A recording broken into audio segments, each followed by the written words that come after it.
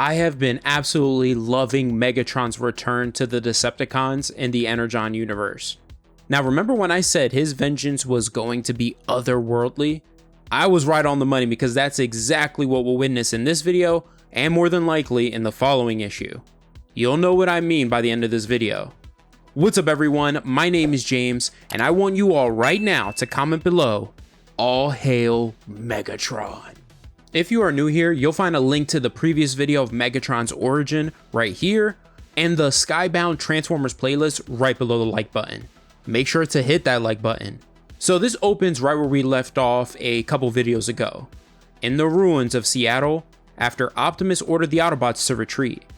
Soundwave informs Megatron of this, and just when Megatron is about to order the Decepticons to chase them, that's when Astrotrain steps up to Megatron and says, "It's time for you to pay for all you've done to me." Remember, he's been on his own path of vengeance. Megatron killed his love and imprisoned him. Now the identity of who his love is still hasn't been revealed to us, and we still won't find out in this issue. Astrotrain doesn't even give Megatron a moment after he acknowledges him. He straight up transforms into his locomotive train form and rams into Megatron. This is crazy and awesome, but here's the even crazier and even more awesome part about this that I need to point out. He doesn't even manage to knock down Megatron. The true ruler of the Decepticons eats Astrotrain's attack as if it were nothing. He is still standing tall and strong. When Soundwave tries to come to his aid, Megatron orders him not to and says, "He has challenged me. Finally, he has every right." Now he could be referring to Astrotrain just having a right to challenge him after what he did to him. However, I mentioned this back when Soundwave challenged Starscream for leadership. When Starscream initially was hesitant to fight him, Thundercracker had pushed him towards Soundwave and said, "He challenged you, this is our way." It's because of that I theorized in that video that the Decepticons live by a critocracy, a form of government where power is seized by strength. It's essentially only the strong rule. It's similar to the Necromongers in Chronicles of Riddick. You keep what you kill. Astrotrain charges Megatron again and delivers a swift kick to his face. And Megatron is just like, "Is that the best you have?" Astrotrain starts landing blow after blow on him while saying, "You killed my love. You locked me away in the Nemesis with Energon to last a millennia." This explains why when Soundwave freed him from the Nemesis, he was fully powered and not low on Energon at all. It also speaks to how cruel Megatron can be, because he truly wanted him to suffer for as long as possible. Now Megatron has had enough. He says, "My turn." He knocks back Astrotrain and starts showing him where he stands on the Decepticon totem pole, beating him down with his Energon mace. He says, "You are weak, Astrotrain, weak and naive. Naive to think that there is justice in this life, but there's no justice here, only strength." He wraps his Energon mace around Astrotrain's neck and tosses him off the skyscraper while saying, "And I am the definition of strength." Beaten and broken, Astrotrain begs Megatron to kill him now, but Megatron refuses and tells him he still has plans for him. We're going to cut away from Megatron and the Decepticons for a bit, but this video will end with them and it's incredible. Transitioning to the next point in the issue where we'll finally see Ultra Magnus in a second here. Though the issue doesn't outright tell us this, I bet that this is the G.I. Joe's pit, their headquarters and base of operations, that was established at the end of the Duke miniseries. We see Carl Greer, aka Doc from G.I. Joe, making his appearance in the Energon universe. His primary military specialty is medical doctor for the Joe team, but on his original file card, his secondary military specialty was chaplain's assistant, which is why the private here he's speaking to calls him Doc and Chaplain at one point. The private mentions to Doc that he had a brother serving on the USS Henry Harrison, but that he hasn't heard from him. This reveals to us that either the government doesn't know the Transformers, aka the Decepticons, are responsible for the attack on the Henry Harrison, or they do know and are keeping it under wraps like they did with Duke's encounter with Starscream. We then see Ultra Magnus imprisoned, most likely being studied on. He just cannot catch a break. He was tortured and imprisoned by Shockwave for 150 years, and now he's become the government's experiment. From here, we head to the Ark and see that Spike has fully healed from his injury and is walking again. Optimus asks Spike about RC's state of mind, and Spike answers that she's still angry at Carly being kidnapped. Optimus explains that right now they can't do anything about her or Ultra Magnus being kidnapped because the Autobot forces are spread way too thin. They need to use everything they have to build up their defenses at the Ark, since Megatron has returned, and as soon as he unites the Decepticons, he'll be coming for them. Now, Spike is more sad than angry at Carly's kidnapping because, as he tells Optimus, he views her as the only family he has left. He finally asks Optimus about what happened to his dad. Optimus answers he entered the Matrix, the Hall of the Primes, a resting place for the past leaders of our kind.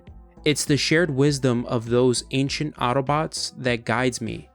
This is amazing because the idea of the Matrix containing the spirits of the past Autobot leaders is from the G1 cartoon episode that I'm sure you guys are sick of me referencing all the time, 5 Faces of Darkness, Part 4, where Rodimus entered the Matrix and was greeted by the ancient Autobots, who are the collective life force and the previous bearers of the Matrix of Leadership.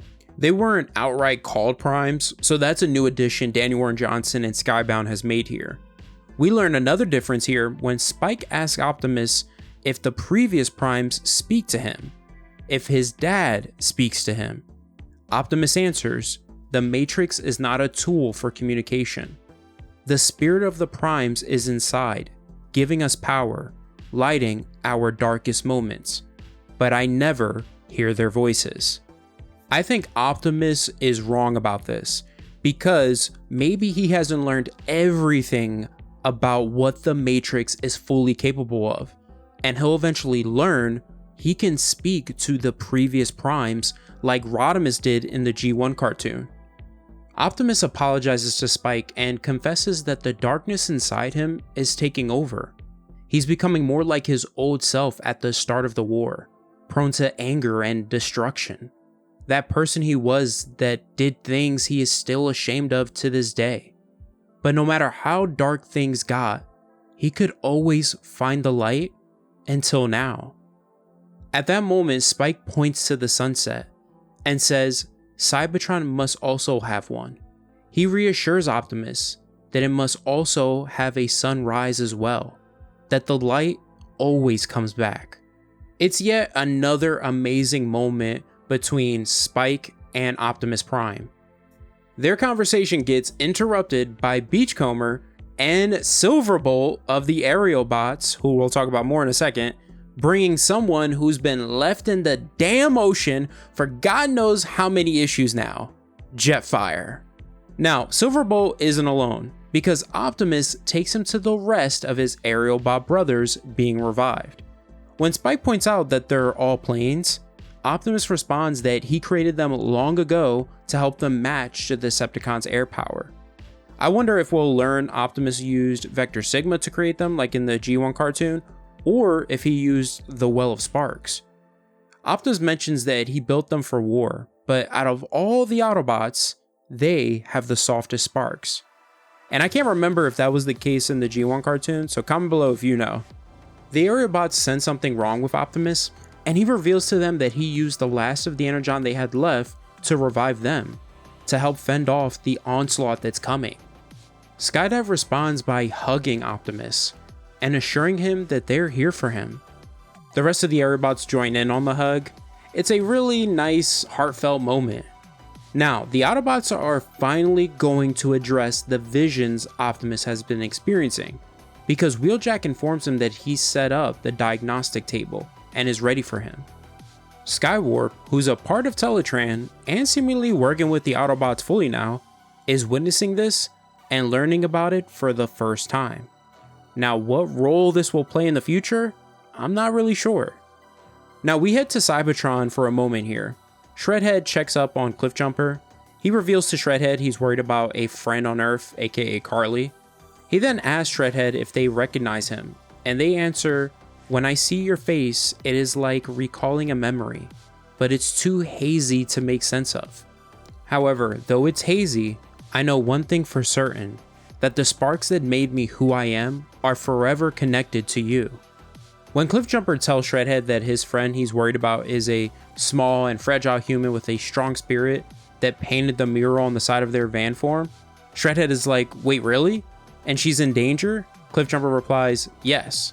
Shredhead says, "What are we waiting for? Let's go get her." I really think Cliffjumper should have said to Shredhead, "Your form was Carly's van. She even painted the mural on you."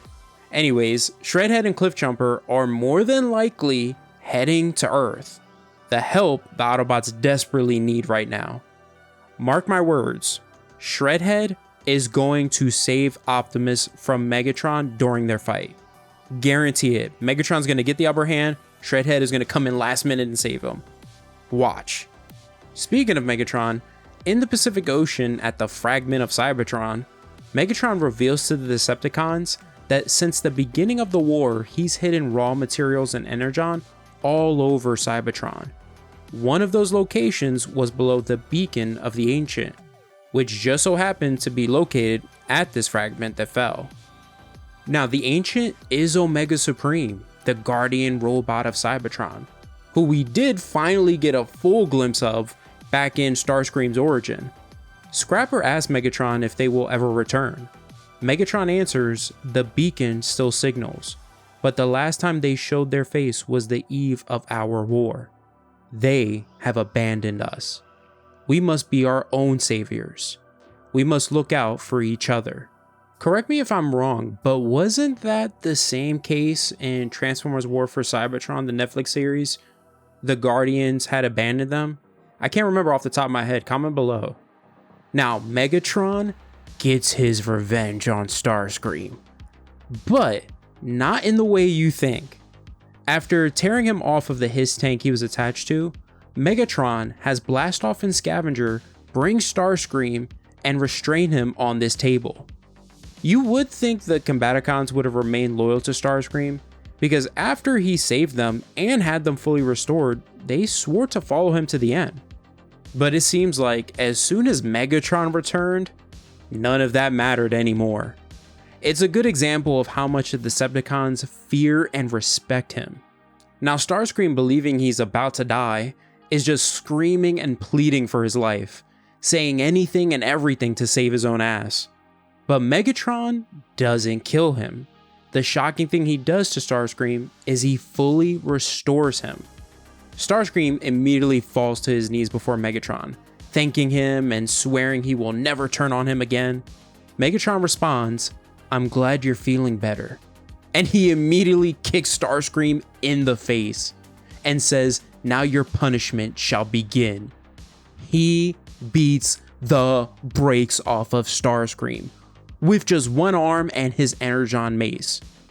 When Starscream tries to speak to him, Megatron is like, "Do not speak." Just when Starscream thinks that the beating is over, Megatron smashes Starscream's face into the ocean floor. He hits him with so much force that it literally cracks the ocean floor. Like, damn. Megatron then has Astro Train brought before him and tells him that he has found a good use for him: target practice. He transforms into his gun mode and puts himself into Starscream's hand, who does initially try to refuse, saying he's done taking orders from him, but Megatron reminds him that he has no choice. He has power over him. He says, "You exist solely to execute my will." He fires on Astro Train, unleashing a powerful blast.